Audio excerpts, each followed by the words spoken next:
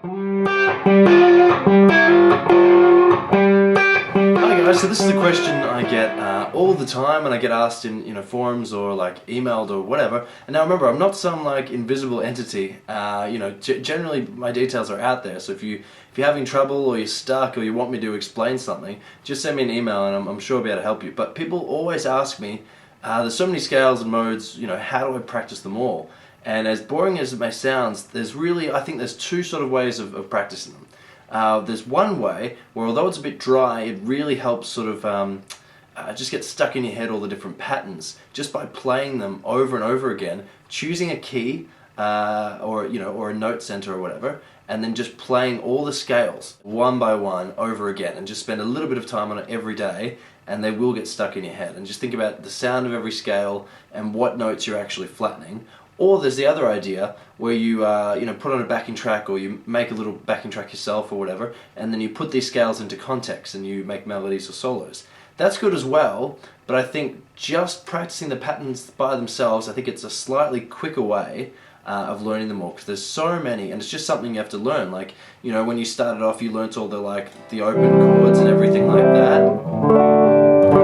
And they all have different shapes, and it's just something that you had to do. You had to learn all the different shapes, in order to move forward, and then onto bar chords and everything like that.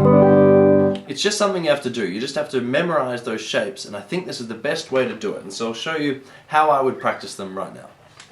So if I had a little bit of time and I wanted to practice just scales, this is all I'd do. I'd pick a note. So let's say C, and I'd play all the scales I know, starting off in a C, and I'd just start to begin with to one octave, okay? So you'd start, with your second finger. If it was a major scale, you'd start with your second finger on the 8th fret. But all your scales would start on that 8th fret of the E string, because that's the C note, and I want all the scales in C, okay? If you wanted all the scales in A, you'd play like on the 5th fret, or if you want G, you'd start off on the 3rd fret. And then so I'll show you what I do, okay?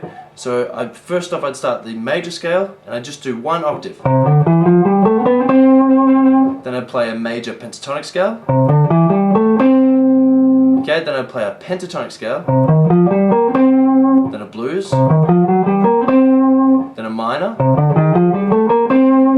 So then I'd make it a little bit harder, and I'd do 2 octaves of every scale, like a major scale.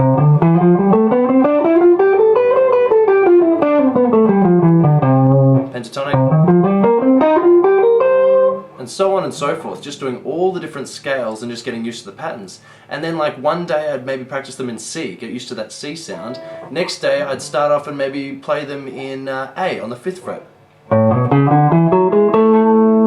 Pentatonic, major pentatonic, blues,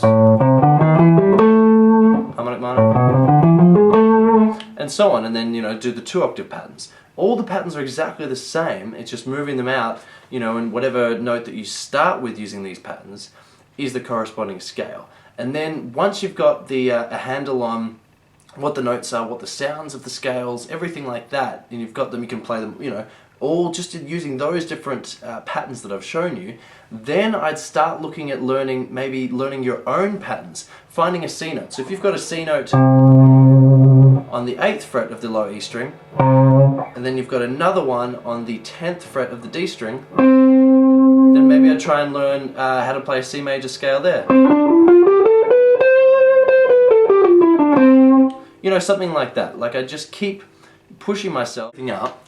If I was practicing scales, what I'd do is I'd play them first. I'd pick a note or a position. So we're doing all the ones in C, and so we'd be around sort of the 8th fret, because that's the C note, okay? So I'd do all my scales in one sort of octave patterns, and then I'd go all the way down the neck and do 2 octave patterns, and then I'd maybe, the next day I'd try and do exactly the same thing, but starting and doing all the A major or the A minor scales, doing all the A's, okay, and then the G's and so on and so forth. Then once and only once you've got a hang of that, I'd sort of try and take the sounds of the scales and play it in a different position. So instead of, like, we're doing a C major scale, instead of starting on the 8th fret of the low E string, why don't we start with the 10th fret on the D string?